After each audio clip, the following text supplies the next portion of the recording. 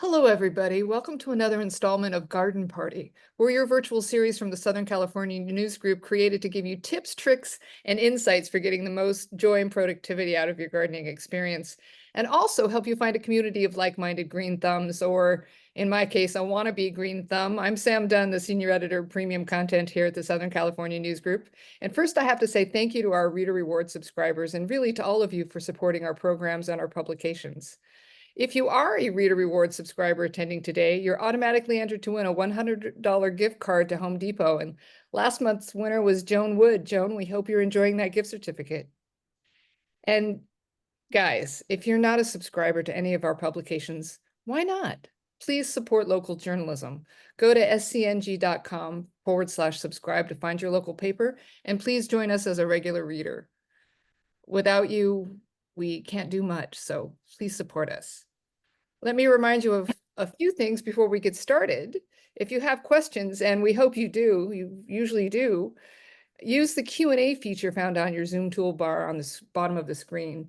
Questions are going to be addressed at the end of the presentation, but certainly if you have comments or you just want to chat with other people, use the chat feature found on your Zoom toolbar at the bottom there as well. If you put questions in the chat feature, we often miss them, so be sure to put them in the Q&A. Just keep in mind you'll have slides to refer to as you go, so you're not going to miss any information, especially since this session is videotaped, and a link, of course, will be sent to you after the show so you can share it or just revisit some of your favorite moments. It's also posted at scng.com/virtual events and on YouTube. And at virtual events, you can find all of our past virtual shows as well as see what's coming up next. Speaking of coming up next, now here's our longtime gardening columnist, Laura Simpson, with today's presentation. Laura, so good to have you. Oh, thank you. So let me I'll let you get rolling. Okay. There we go. Someone else is sharing. Let me pull up my pretty pictures. Okay. Can you see that? Let's make sure it pops up. One time I just like took off and started talking. It was like, whoa, whoa, whoa. Yeah, we can see it, Laura. Go ahead. All right. So today we're going to talk about gifts in the garden. I apologize. There's going to be some overlap from last month's talk about, preserving the harvest, kind of like what the heck do I do with, flavored sugars and things like that. So this is kind of some ideas if you're a cheapskate like me, give some stuff away that you already have, from your garden. You have so much stuff, you don't know what you're going to do with it. Well, so maybe give you some ideas. So let's see. So first off, of course, is the most obvious thing is food. And like I said last week, went over like how to make the flavored sugars, herb salts, jams and jellies, candies, cookies, and spice mixes. So the flavored sugars, just in case you forgot, just blend them with your choice of herbs, and kind of use common sense. Like, I don't think that garlic and sugar would go good together. Well, who knows? Surprisingly, hot pepper and sugar go together pretty well. But you can use lemon verbena, or like the zest, just the colored part of the citrus peel. Don't use the white part because that's bitter. Different kinds of mint, rose petals, violet petals, vanilla beans, and lavender are some of the suggestions, but kind of use your imagination and see what you think would taste good. Herbal salts. So any of these, I like using kosher salt. It has, because the texture, it's flaky, and so it has like more of a surface area to contact the oils and essences from the herbs. So I've made rosemary, salt, basil, thyme, oregano, garlic salt. And basically what you want to do with that is you can just chop the herbs up, the leaves up very, very fine, and then mix them with the salt. And what happens is that with sugars, I'll go back here with sugars to remember that sugars are what we call hygroscopic. They absorb any moisture that they're exposed to. So, I mean, if you stick a wet spoon into your sugar bowl, you'll end up with the ice, kind of an iceberg sugar, because even that small amount of moisture on that spoon will distribute all the way through the sugar in the bowl and form a solid blob. So you don't want to give away a solid blob of sugar. It's bad form. So with these, you want to make sure that they're dry before you mix them in with the sugar. With herbal salts, not as important because salt has a tendency to dry things out, and so it will suck the moisture out without congealing. So like rosemary, using fresh rosemary and dicing, cutting it up really fine, mixing it, just tossing it in with kosher salt. Basil, same thing. And then there's different kinds of basil too. I mean, you have cinnamon basil or Thai basil and lemon basil. And so all those that are kind of like, you don't really know how to use them in recipes or something, they do make good herb salts. And you can sprinkle them on vegetables or focaccia or things like that. Thyme is, again, kind of the odd types of thyme are really good for that, the ones that you don't know what to do with. And oregano and garlic, of course. The stronger flavored herbs work better. So things like, parsley or chervil or, even dill, they're more mild flavored. So you'd have to use like a lot to get the herb salt effect. So I recommend using these more strongly flavored herbs just because it's less work. You don't have to cut up quite so many herbs. And when you make those herbs, herb infused salts or sugars, you want to make them up about a week ahead before you give them out, because it does take a little bit of time for that flavor to blend in there. Okay, jams and jellies, my favorite, because I'm a master food preserver. I have to emphasize that you only want to use tested recipes from trusted sources, which would be like Ball Fresh Preserving, the National Center of Home Food Preservation, any master food preserver website, like anything associated with a university, they'll have it. And healthycanning.com also very good for a good source for any kind of canning or preserving recipes. So you don't really want to wing it here. And follow the food safety rules. Don't use fruit that's moldy or has bugs in it or anything like that. You want to process it via a hot water bath or steam canning. Those are the two only safe ways to process jams and jellies, unless you go with a freezer jam, but that's kind of inconvenient if you're giving it as a gift. Don't use the open kettle method. And what I mean by that is that some people, if you get on the internet, and there's a lot of canning groups, they're like rebel canners, and they'll use what's called the open kettle method, where they have hot jars, and then they put the hot jam or jelly in the jar, and then they put the little disc lid on top and then screw it, and then they turn it upside down. And so what happens there is that the lid, that little sealing compound on the lid, gets hot because the jam or jelly is very hot. So it does seal the jar in most cases. However, that jam or jelly has not been processed. It's not been held at a boiling point for long enough to kill everything inside that jar. And so those have a tendency, it's not a safe way to preserve food, any kind of food, even jams and jellies.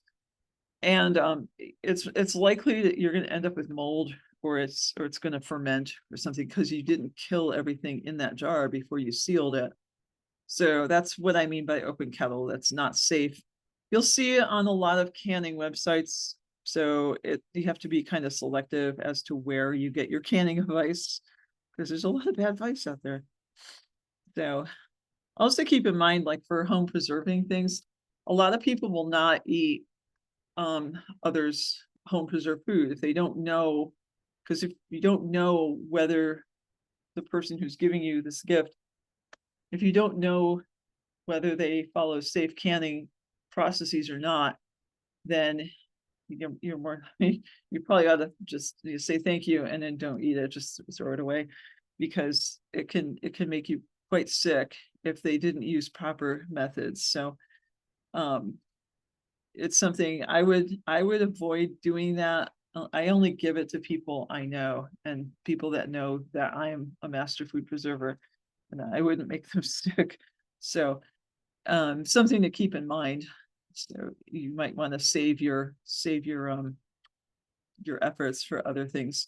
So candies you can make from stuff in the garden would be like candied citrus peel is absolutely freaking addictive. It's so good. But it's right now you'd have to buy citrus, I think. We have like some limes and lemons that are coming ripe right now, but orange peel and grapefruit, it's available in the stores, but I mean, where we are, it's not ripe yet. But it's something to consider. I mean, you can buy the citrus and do it that way. And with the citrus peel, candied citrus peel, it's really good. You can just package it, bag it up and give it as is, or incorporate it into like cookies, like sugar cookies, use them as decorations on top, things like that. Candied nuts, also one of those things that you could be kind of creative and add different spices. You can make them spicy, you can make them more savory or sweet, depending on the spices. And there's dozens of recipes for these on the internet. So I didn't want to clutter my slide with all this. Don't you jump on my computer. My cat's hidden here. And let's see, don't randomly add. I think I meant to put, don't randomly add ingredients. You want to make sure that when you give somebody a gift, especially like nut allergies, somebody with nut allergies or citrus allergies, make sure that they know whether there's nuts, or if it's been exposed to nut oils or whatnot. So be conscious of that. All right. Let's see, cookies. Once again, cookies, I just like plain sugar cookies, and then you can use the herb sugar as like a sanding sugar. Like you would press that onto the top of the cookie before you bake it, and then it makes a nice little crispy, sparkly coat on it. It makes it all pretty. If you're doing that, add it sparingly, because it can be quite overwhelming sometimes. Make sure that the herbs are finely ground. Like I said, you don't want to have like bits of herb in your cookies. Anybody who's my age, or where you've had, what is it? We call it herbal brownies that were just like so god awful because it tasted like lawn clippings incorporated in brownie mix. We don't want to relive that. So add the herbs and the herb sugars, like add it sparingly. Make sure it's finely ground. Shortbread is another one you can add, and just like for a whole recipe of shortbread, maybe add like, if you're not going to sprinkle it on top, incorporate it. Just like, take a tablespoon of sugar out, and then add a tablespoon of your flavored sugar in there, just to give it a subtle flavor. But in this case, like less is better. Herb and spice mixes too. You go to the farmers markets now, there's all sorts of people selling these different herbs and spice mixes for, barbecue rubs and things like that. So it's a big thing. I mean, a lot of people are buying these, and for $10 a pop. So it makes a nice gift. And some of the possibilities would be like herbs of Provence, of course. Hot pepper flakes. If you have a hot pepper plant, you know how happy they can get, and they'll produce a ton of peppers. Just dry them out thoroughly till they're crispy, and then run them through the blender, the food processor, and you've got hot pepper flakes.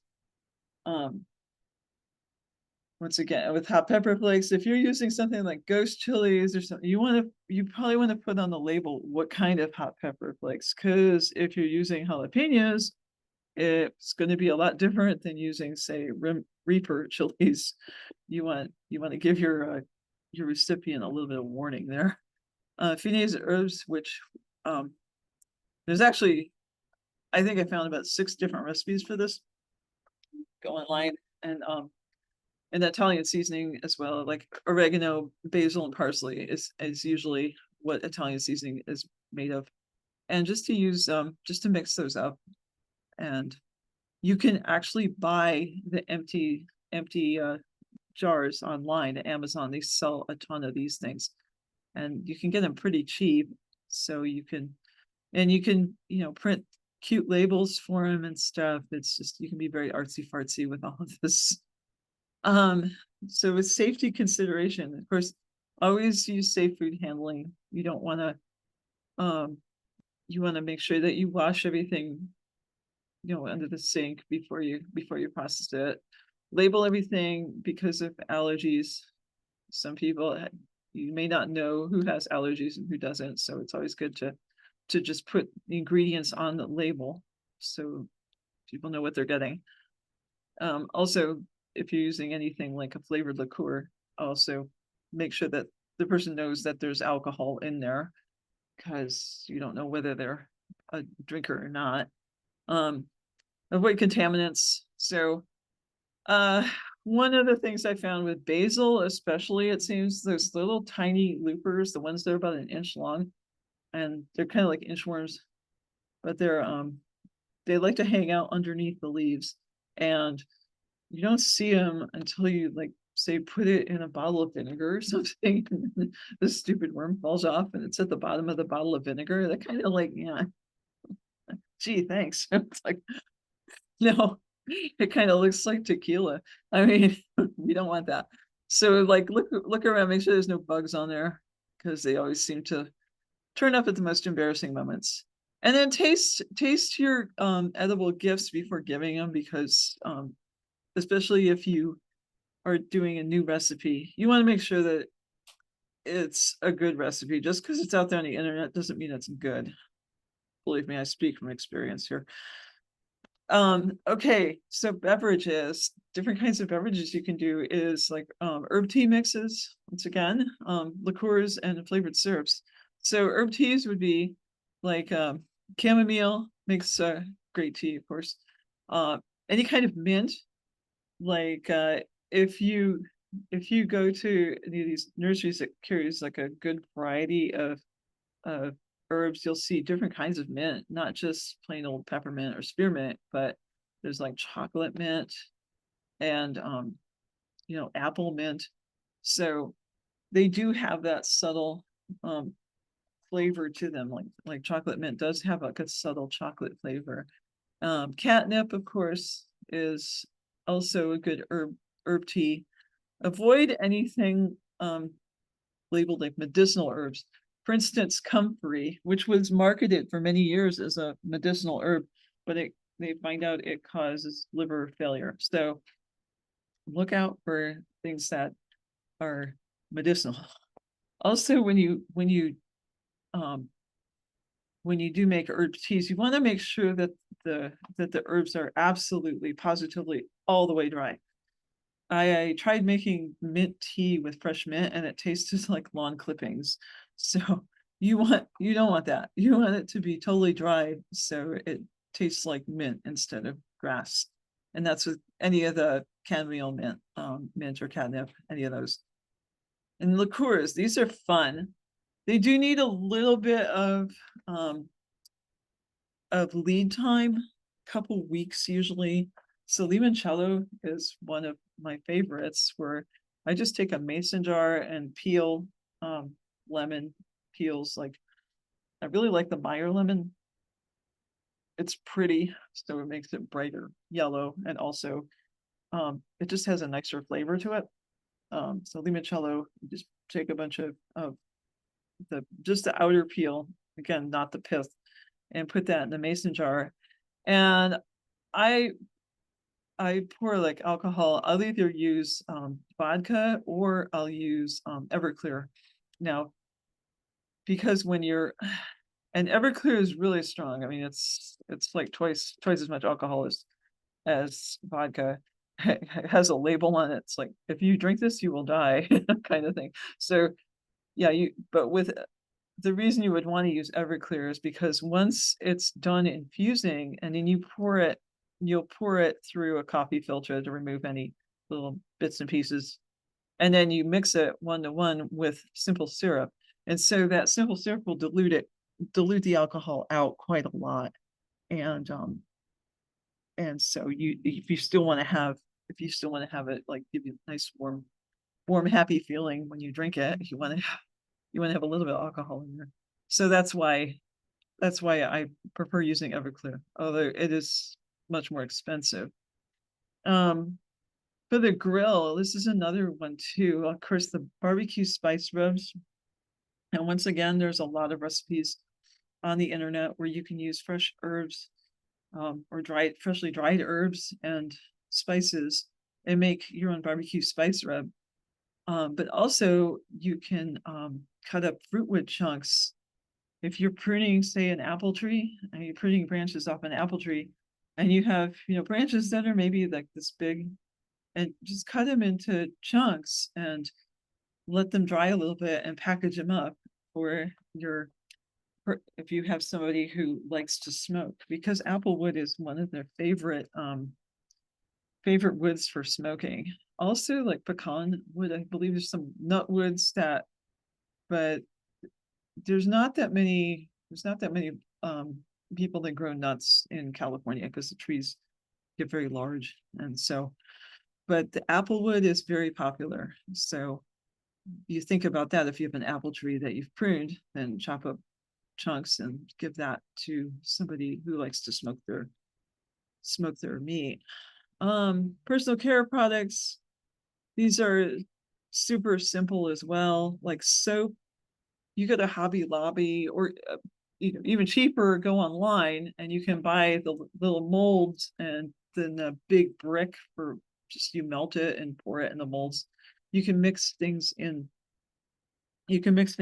with your melted soap base, and there's also colors you can do. So you can have lavender soap and give a few drops of lavender essential oil to make it smell nice. Sachets as well. You can buy the little like organza bags at Michael's, whatever, and just tie it with a ribbon with some herbs in there, or rose petals. Lavender is a big favorite for sachets, and that's a nice easy thing to put together. For the gardener, if you have a friend who likes to garden, there's also, I don't know if you've checked out the price of seeds lately, but they have gotten quite expensive. And so, for one thing, if you have purchased seeds for like next year's garden already, you're always getting more seeds than you can possibly use, right? I mean, a package of lettuce seeds contains like 5,000 seeds, so you can split it off and give some to your friend, or you can collect seeds and do it that way. If you collect seeds, make sure the recipient knows that they're seeds that you collected from your garden, that they might be open pollinated. So things that would work out really well. Most flowers, like poppies, don't collect lavender seeds, they take forever to germinate. But like poppies, marigold, those Johnny jump up, or any of the little pansies, they're easy to collect those seeds. Cone flowers, it's pretty simple to collect them. Just wait till the flower head, wait till it dries, and then clip it, and then you can remove the seeds from the flower head. It'll be buried in there. See, plant starts or cuttings, also a good gift, especially if you're already a gardener and you have a setup like where you can start seeds. I mean, we're crazy. We have this big shelf, and it has the full spectrum lights on the shelves where we can start our seeds early. But we always start more than we need, so we end up giving away a lot of tomatoes and pepper plants and things like that. So keep that in mind. The plant starts are nice to give away, and also like cuttings, even from like house plants or things like that. If you do want to start a plant from cutting, um, there's a product I just discovered. It, it comes in a dropper bottle. I forget what it's called, but it's in the houseplant sections of like Home Depot and Lowe's, and it contains butyric acid, and you would use that you would put that in like your glass of water where you put your cutting, and what it does is it encourages side root growth. This this uh this thing is like really useful. I wish I had it with me. I could tell you the name brand of it. But if you look in if you look in Home Depot, like in the houseplant section, like where root tone and stuff is, root tone's a hormone. This is just a chemical that they discovered encourages the root growth. So I recommend it. It's not terribly expensive, and it's really I've been able to start a whole bunch of houseplants, much to my husband's chagrin. Um, I've been able to multiply a lot of houseplants just from cuttings using this. So it's worth checking out. See, concrete projects. So if you're adventurous, you can try like concrete things like stepping stones. I've seen where you can use a form that's like a brick, and it's like just a standard brick size, and then you would use concrete patch mix. You would pour it in there, and then you would use the stamp, the alphabet stamps to make plant markers. So plant markers, they're the size of a brick that you can put just in front of your plants. Those are really nice because the crows can't take off with them. They don't fade, and you can reuse them year to year. You can also make a bird bath out of concrete. I've seen where somebody like dug out a hole and they filled it with sand to make the outside of it smooth, and then they poured the concrete in, and then they laid like I think it was a rhubarb leaf that they laid on top of it just to imprint, and it looked really cool. I don't know how you would make the base, but I thought it was pretty cool. And also bentwood projects. If you have a willow or a softwood tree that you can use bentwood, and there's books and stuff on how to build like trellises and things like that. So seed saving, yes, flower seeds are a really good one to save. Vegetable seeds, you want to label those as open pollinated, because sometimes you can get like a grab bag of results, especially with squash seeds. And then herb seeds as well are very easy to harvest. Things like basil. Basil's good to grow from seed. Parsley, dill, of course, any of the umbel type flowers. Yeah, plant cuttings, tomato, eggplants, and peppers. I mean, those are like $6 each in the stores now. Just the little 4-inch pot. I mean, I've seen them for $6 each. So if you can put together like a little basket, like a salsa basket that has like a couple tomato plants, pepper plants, and maybe a cilantro. So, or Italian food, where you have like tomatoes, oregano, basil. So you can do something like that, a little themed basket there. Root divisions, if you've got, say, daffodils or anything that has like a meaty type root, and it's getting a little too crowded and you have to dig it up to divide. A lot of times people just throw away the divisions because they don't have room for for anymore. So those are nice to give away as well. Salad mix, to put together like a 6-pack of just different kinds of lettuces. That's a real cool little gift too. And you can also save seeds for sprouting, like people like to do microgreens or radish, broccoli sprouts, things like that. That's always an alternative too. That would involve like letting your radishes or your broccoli go to flower and go to seed, so you can collect those seeds. However, if you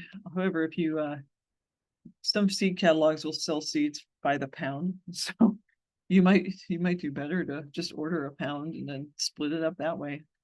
Concrete projects. So I like this picture. I thought this was pretty cool. But yeah, stepping stones are cool. You can do a mosaic with different kinds of stones, or you can stamp like this with leaves.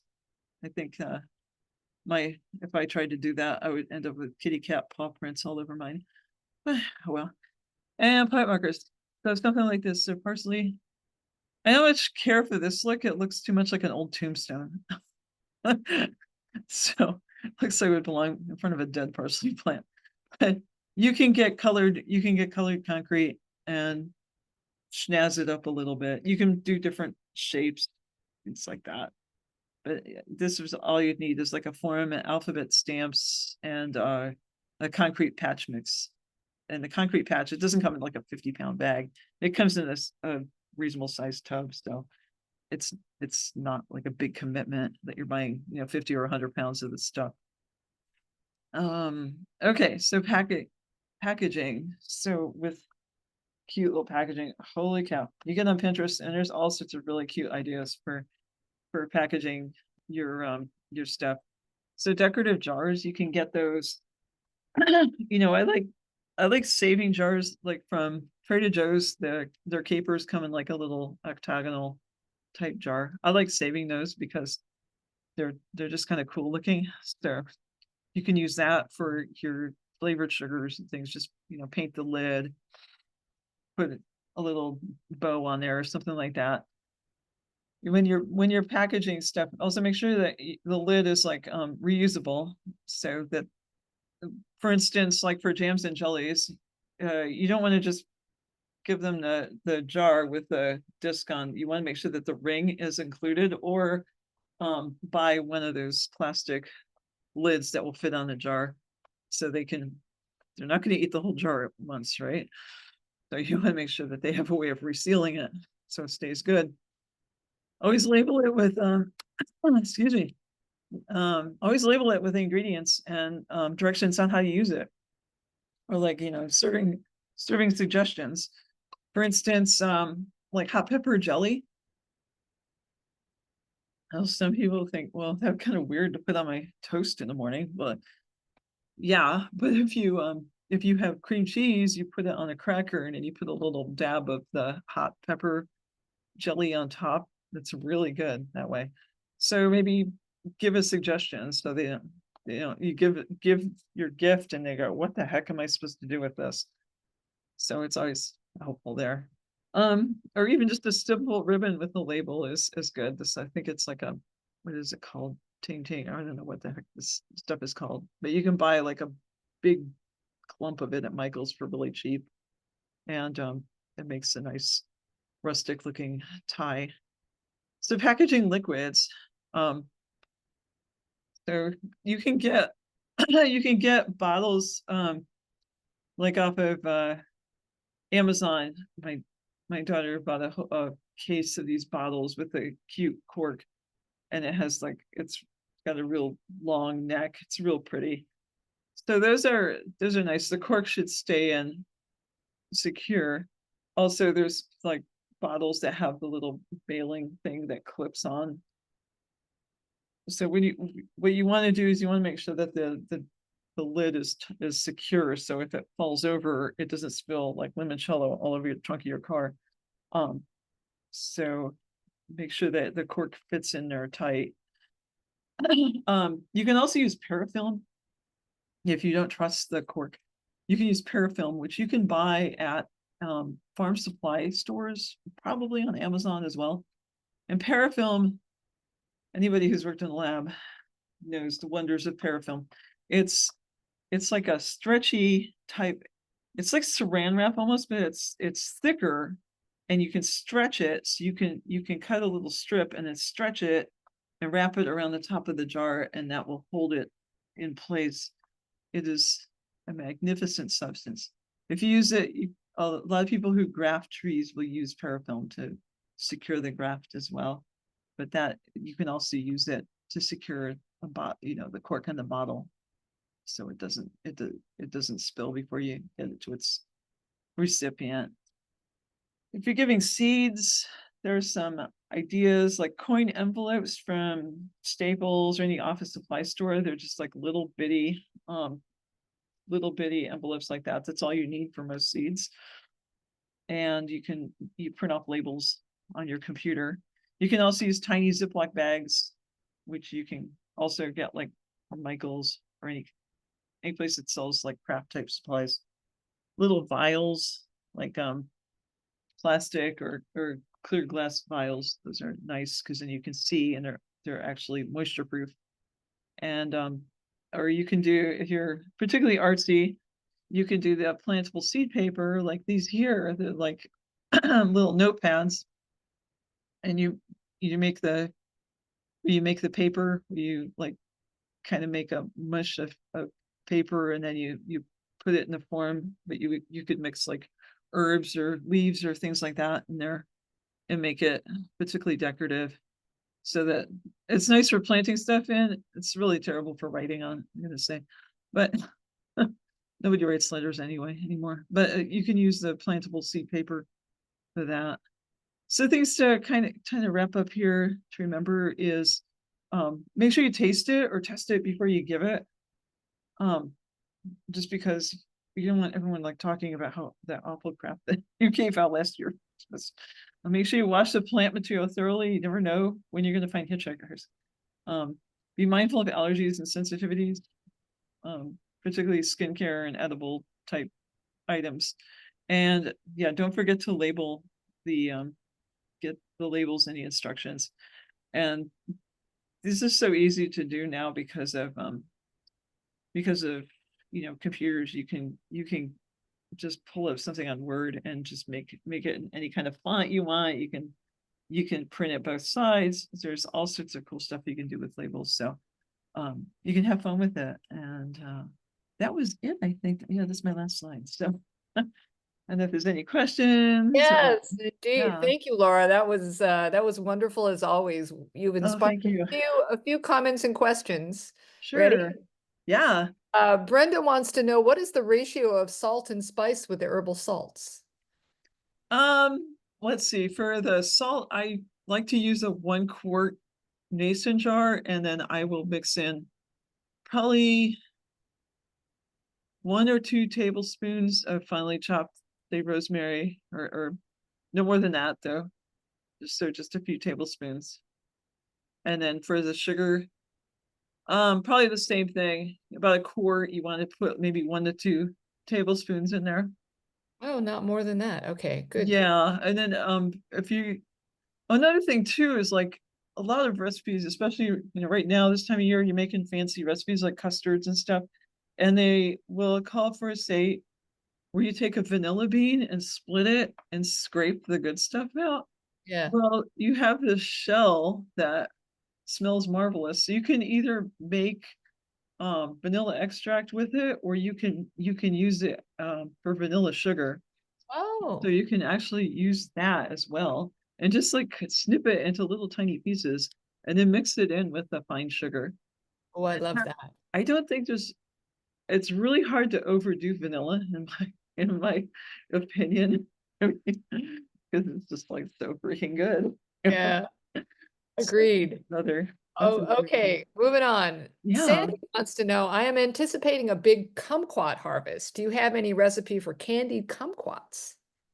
Uh, I have not made candied kumquats. I've made marmalade with kumquats, but when I tasted it, it was real bitter. So Ah, before you make a big batch of it, make a small batch and see how it turns out. yeah, There tweak may your be recipe. there may be some secret to getting that bitterness out. I think maybe boiling the fruit or something, but the recipe that I used was it, I don't know. I'm more sensitive to bitter, but everyone else was like, so Eh, just leave the kumquats as they are. the But rats like the kumquats, unfortunately. they do, they do. Yeah, I have a kumquat tree in the driveway, and I went to open the hood of my car, and there was like kumquats on top of the engine block. It's like, ugh, We somebody know can it's give me not the them kumquats. there. Yeah. Yeah. Okay, Bobby wants to know when to pick and how to store the yellow lemons on my little lemon tree. When was that?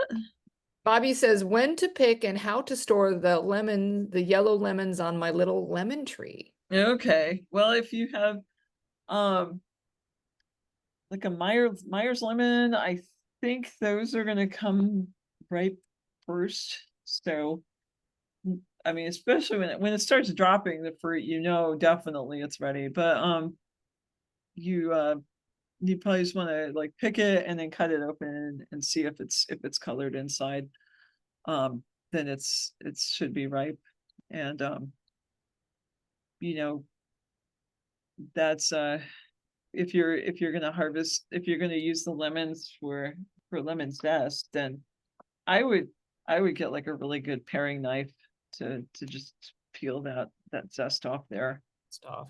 And then you can juice the lemons and freeze the juice Oh, and then it stays good. You don't want to can for the most part, you don't want to can lemon juice because the heat will kind of greatly diminish the citrus flavor of any citrus. So if you're cooking with citrus and it says to add like a dash of lemon juice, it usually tells you to do that at the end because yes. the cooking process will take away that freshness that you're looking to add. So, and then did that answer your question? I believe it did Okay. wonderfully. Before we move on, I just want to say, folks, if you have more questions, use the Q&A feature because the way the chat works, it scrolls up and it's impossible to get to those questions. So please use the Oh Q&A. yeah. Christina says, these days, oh, I love this one. I'm not a drinker myself, so I love this question. These days, there are so many non-alcoholic versions of tequila, vodka, and such. I'm wondering if it would work to use that for making non-alcoholic liqueur like limoncello. Have you used the non-alcoholic Hmm. versions?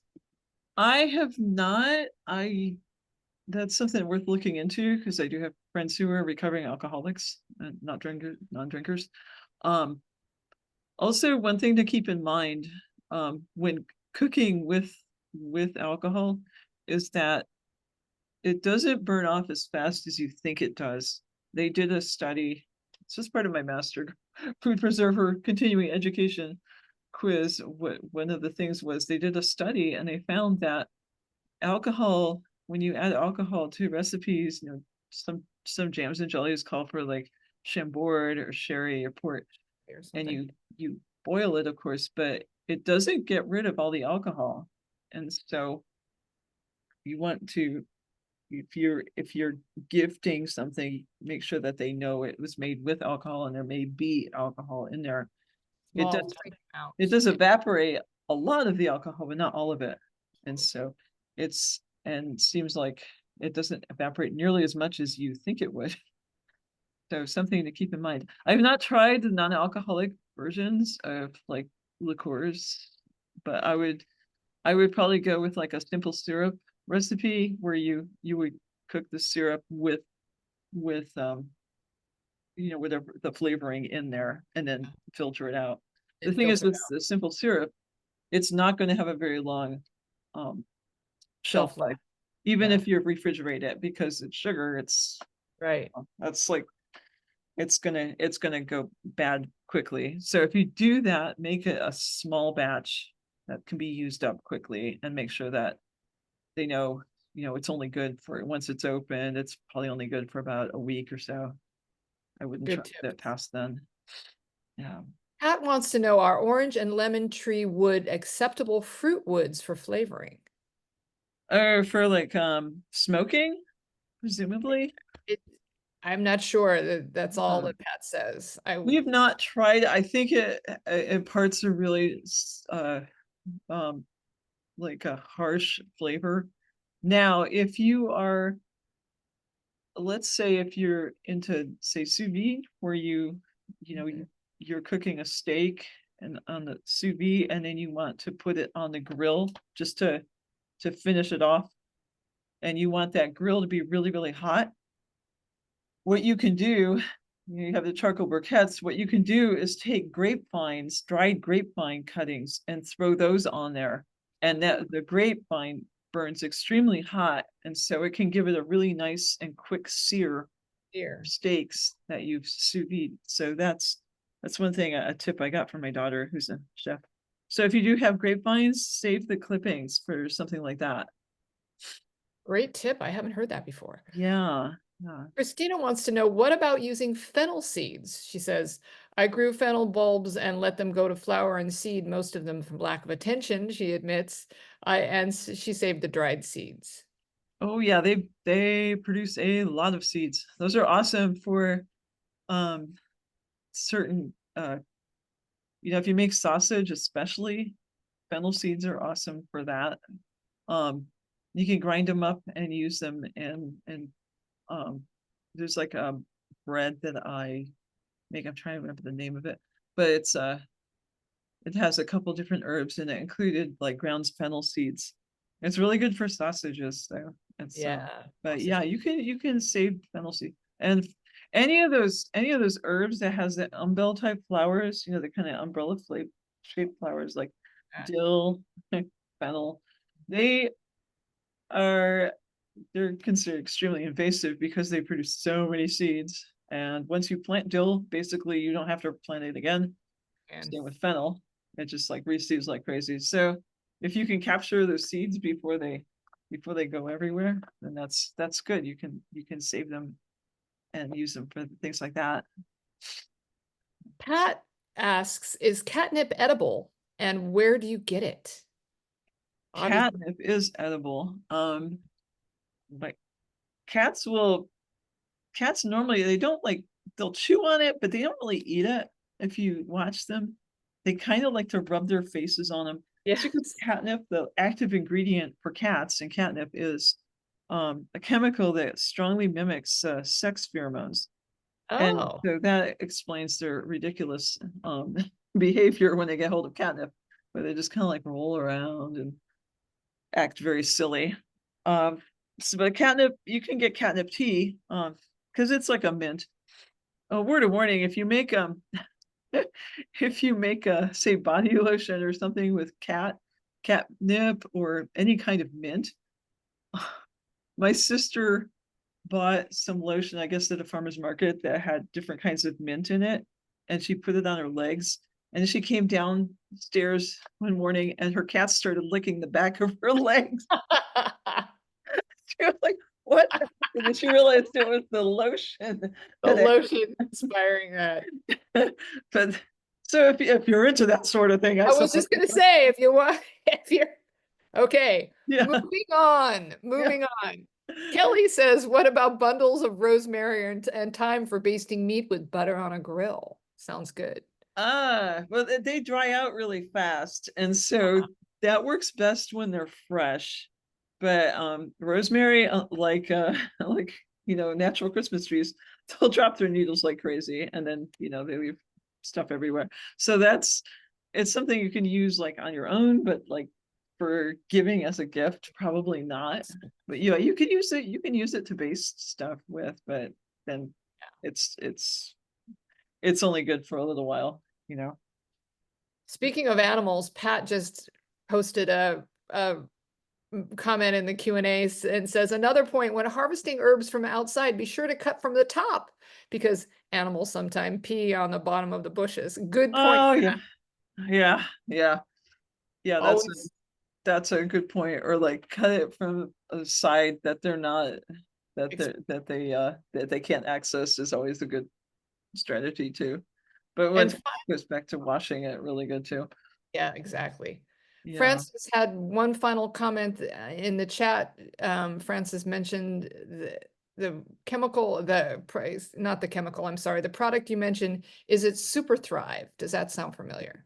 No, I think Super Thrive is vitamin B. Hang on a sec. You know what? I think I have it in the room here. Right. Ooh, there she goes. She's in action, searching for it. Yes, You're I seeing it do. live, folks. I do have There it. it is. All right. Okay, it's called Prop Drops. Root Prop growth top. accelerator. And so, yeah, it's a propagation supplement. It has the one thing that kind of caught my eye is it has butyric acid, which we've used in the laboratory for various um applications. Very small amount of butyric acid. Butyric acid, the reason it sticks in my head is because it smells like vomit. Ah! And I worked with it when I was pregnant, so and let's just say it wasn't a real fun time. Well, on that note, Oh, Laura, that is actually all the time we have. but Again, this doesn't smell like vomit, okay? oh, It okay, doesn't ending smell like on vomit. vomit. So Thank you so much, Laura. Anyway, great show. Thanks everybody for attending, and thanks thanks for to Laura. coming on. Yeah, thanks to everyone, and thanks for Julie Corlett. She is our production manager behind the scenes, and she always is the glue that keeps things going. So thanks, Julie. Right. Join us again next month. There's going to be more Laura and more Garden Party, and there's going to be Bookish with well-known authors. So keep posted for that. You can register for the upcoming programs and catch up on all of the things that you might have missed by going again to scng.com/virtual events. And if you'd like to share your thoughts from today, or if you have additional questions, please email us at scng.com. And a final reminder, if you are not a subscriber, please give us a call at 877-469-6133. Become a stakeholder in local journalism and help keep programs like this possible, folks. Thanks again. Have a great Thanksgiving. Happy gardening. And we're going to see you next time, I hope. Bye. Right. Thank you. Yeah. Bye, everybody.